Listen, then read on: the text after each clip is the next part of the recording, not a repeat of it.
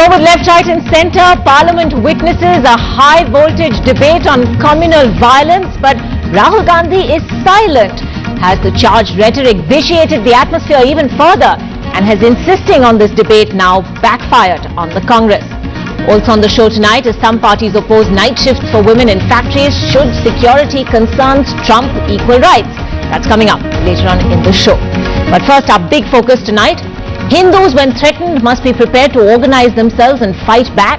There are 12 lakh Hindu saints in India, but the Congress in Bengal gives salaries only to imams.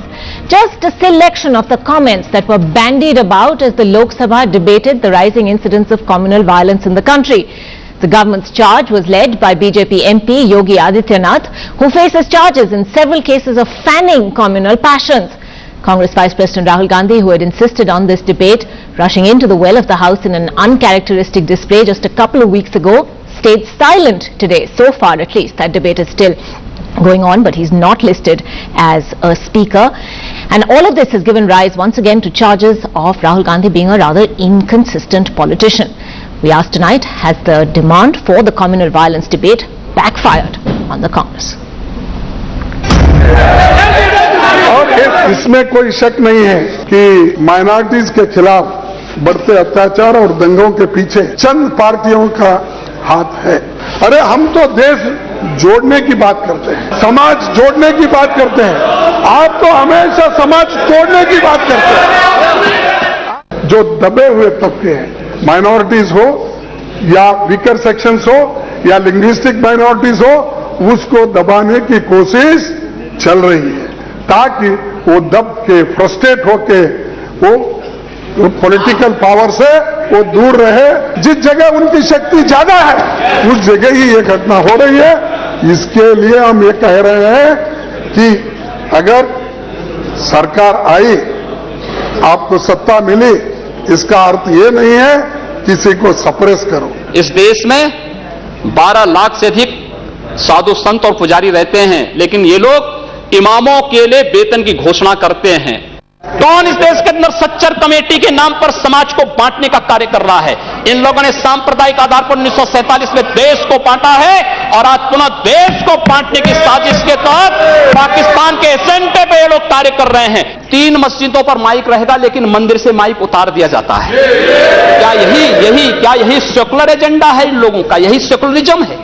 Hindu सांप्रदायिकता नहीं, हिंदू राष्ट्रीयता का प्रतीक है और भारत की राष्ट्रीयता का प्रतीक हिंदुत्व को बदनाम करोगे तो उसकी कीमत चुकानी पड़ेगी इन लोगों को। जिस हिंदू दर्शन ने सबको शरण दी, सबको फलने फूलने का भरपूर अवसर दिया, आज जब उसी के खिलाफ षड्यंत्र होना प्रारंभ होता है तो उसे एकजुट होना तो पड़ेगा ही।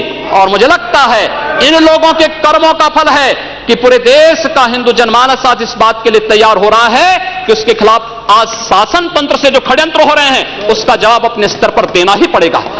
But that does not imply that Hindustan means everybody is Hindu. We do not have people here who have come from, say, Jerusalem or Medina or Mecca. If we go to a scientific level and if we check our DNA, sir, all of us will have the same DNA. All of us will have the same roots. But yet we fight. क्या यह बात सही नहीं है कि आप ही के sister organisation के लोग बयान देते हैं, तुम गुजरात भूल गए तो मुजफ्फरनगर को याद करो, क्या आप इससे मुत्तफिक हैं? क्या यह बात सही है कि आप इख्तिदार पर आ चुके हैं, मगर क्या खत्म गारदगी के ऊपर, मेरी लाशों के ऊपर आप अपने इख्तिदार के महल को बनाएंगे? Well, NDTV's Sandeep Hookan joining us now from Parliament. Sandeep, the phrase that was used was for this debate was this was going to be a mechanism to find a way of tackling or dealing with the rising incidents of communal violence in the country. So far, in what we've seen of the debate, has any such mechanism been found at all, or has it just really deepened fault lines further?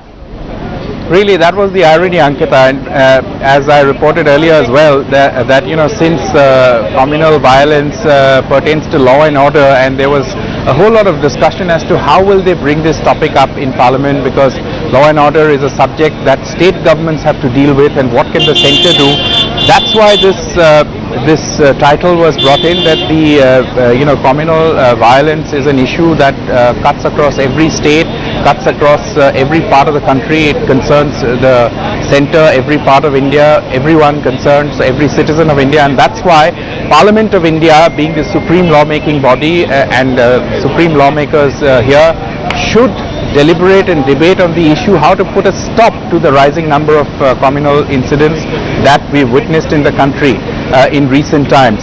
But actually what the debate did was only to deepen the fault lines, sharpen the divide. Congress charged the BJP that of reaping electoral dividends, and they actually made a very categorical charge. Kharge spoke, not the most articulate speaker, but the point that he made was that wherever there are elections or by-elections happening, there are communal incidents, and who is behind them? Obviously, insinuating that the BJP is behind them because they want to reap political dividends. Equally controversial speaker from the BJP was Yogi Adityanath. He's a very powerful orator in Hindi, no doubt, but he's also controversial. And he said he actually hit back at the Congress, saying that don't teach us secularism. Your friends, he meant the Samajwadi Party, your friends in UP who run the state government, they talk about releasing people who are charged with terror. And then you heard his comment saying that there are 12 lakhs Hindu saints. You don't talk about giving them a salary, but you talk about giving salaries to imams. So all kinds of charges and counter charges, and quite correctly, as you put it, that it only deepened the fault lines. All right, Sandeep, thanks for joining us. With that, let's take this straight across to our guest tonight, Dr. Abhishek Manu Singhvi, spokesperson and Rajya Sabha MP of the Congress, Gaurav Bhatia, head of the Samajwadi Party's legal cell, Sharad Pradhan, senior journalist, Kumar Bhartendra Singh, Lok Sabha MP of the BJP, and Aarti Jerath, also senior journalist and columnist, joining us on this discussion tonight. Dr. Singhvi, to you straight away, what do you think the Congress has achieved by its insistence on having this debate on communal violence, besides really providing an opportunity for some more attempts by all stakeholders to stoke communal passions? I don't think that's a fair comment at all. If you are to have a debate on murder, you are not actually promoting murder. For us, fundamental issues which are the bedrock of our constitutional scheme, secularism, basic structure, are non-negotiable. It is not a question of a slogan or a shibboleth. We have given you facts and figures on 3 counts. 1, the remarkable spurt since May 16th. Second, the usual BJP and RSS and other allied organizations practice and tactic to not do it directly, but to conflate and conflagrate by innuendo, by symbolism, indirectly, by subtext, create an ambience, never do a direct issue. You had several instances. In Haryana, Mewat has been one of the quietest places. You had that problem. In Maharashtra, Pune, we know what happened, and by the way, Haryana and Maharashtra are both election-going states. We know in UP, 400 out of 605 incidents in 60 days are around the 12 bipole-going regions. Please notice these facts. But Dr. Singhvi, there seems to be no agreement even on those numbers. We simply want a discussion, and you attribute motives, but no motives are attributed to the persons who are supposed to be principally responsible for creating an atmospheric, a surcharged, provocative atmosphere where these things flourish. But Dr. Singhvi, I put this to you, hasn't a surcharged atmosphere today been created by Parliament, given the kind of comments that we have heard today from the principal speaker of the BJP, that there are 12 lakh Hindu saints, but the Congress and the Bengal government give salaries to imams? Is this secularism? You are absolutely right. You are absolutely right. Parliament is a forum for free and open discussion. It is not a forum for abuse. It is not a forum for cheap tactics. Just yesterday, the President of India has reminded us that MPs have to set an example. If an individual MP, whether of the BJP or of the Congress, uses cheap language, debases and devalues the debate, he must be pulled up. But that can hardly be a reason not to have a debate. You have people saying all kinds of things. Communal violence is far too serious an issue not to be discussed. Obviously, in the course of discussion, if the BJP wants to further its agenda, in fact, very interesting, it's a bootstraps argument. the BJP is pulling itself up by its bootstraps by injecting further communal fervor in its communal violence discussion. I think that requires even more condemnation rather than a elimination of discussion. What kind of logic is this? That because in Parliament some people will say wrong things, some people will say reprehensible things, therefore we will not discuss something as important as communal violence. We'll certainly take that across to the BJP, but Aarti, I'm going to put the same question to you. Do you believe that this debate really has come up with any sort of mechanism as it was supposed to combat rising instances of communal violence? At the end of the day, law and order is state subject. We didn't even hear from the Samajwadi Party today in Parliament, let alone take this beyond to some sort of law and order discussion. What has this debate achieved? No, absolutely. In fact, I really don't know why, the Congress made such a song and dance, went into the well of the House, demanded this debate, and then in the end, Rahul Gandhi, at least still as we are on air right now, has not spoken. I mean, he should have led as a speaker. Absolutely, he should have led the charge on this debate. I mean, listen, the BJP is obviously going to flaunt its agenda, and we all know that they have a pro-Hindu agenda. And I think Yogi Adityanath made it very clear in his speech. The Congress has to counter that with a well-argued, strong, secular, debate counter. But it doesn't seem to have that. And it doesn't have the powerful speakers to, put that point of view across. In any case, the Congress was in power for 10 years. They talked a lot about the communal violence bill. They never put it through. Why?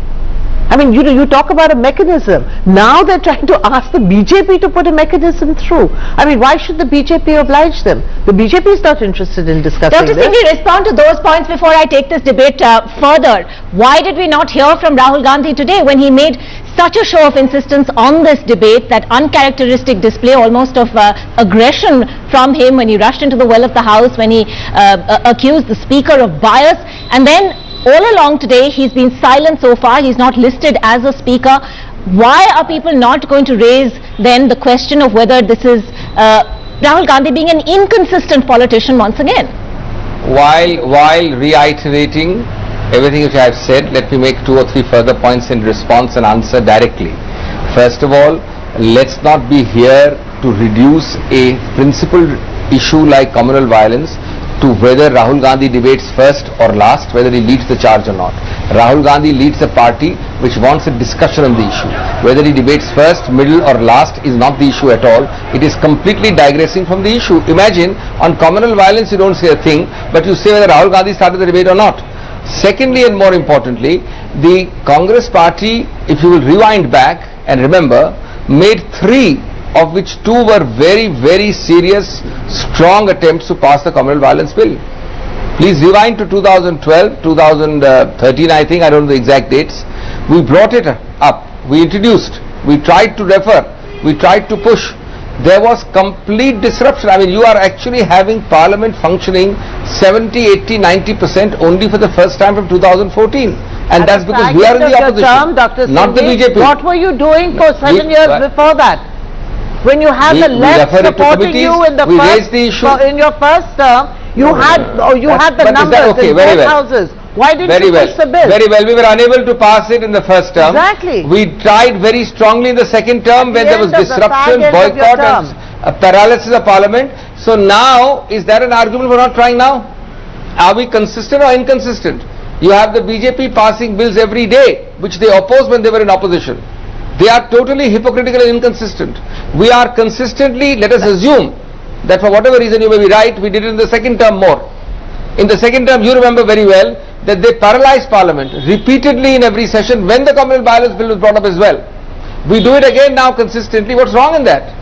You see, the debate is getting into an issue not on the merits of the communal violence bill, not on the statistics, not on the fact that states ABCD who are going to the polls in the next 2 or 3 months have seen a sudden, unexplained, mysterious spurt. And yet the debate is as to shoot the messenger, Rahul Gandhi debating first, or whether we brought the bill last year or this term. Be that as it may, Dr. Singhvi, there seems to be no agreement even among the numbers of the communal violence incidents that this country has seen. Sharad Pradhan, come in on this. There was no agreement at all. We heard the government putting forward a statistic which said there have been 56 incidents of communal violence in the last 6 months, not even in the last 2 months. And you have the Congress saying that there have been 600. Now, there's no scope for any sort of dialogue there, then, you know, what does a debate like this achieve? You know, the whole trouble is that nobody seems to get an authentic figure of as far as the number of incidents are concerned, and the level of the incidents. If a minor trivial clash between a Hindu and a Muslim on purely personal issues is taken as a communal incident, I think it's very, very unfair. And nobody has tried to ask the newspaper in which this report was published a few days back as to how they had and what is the source of their information.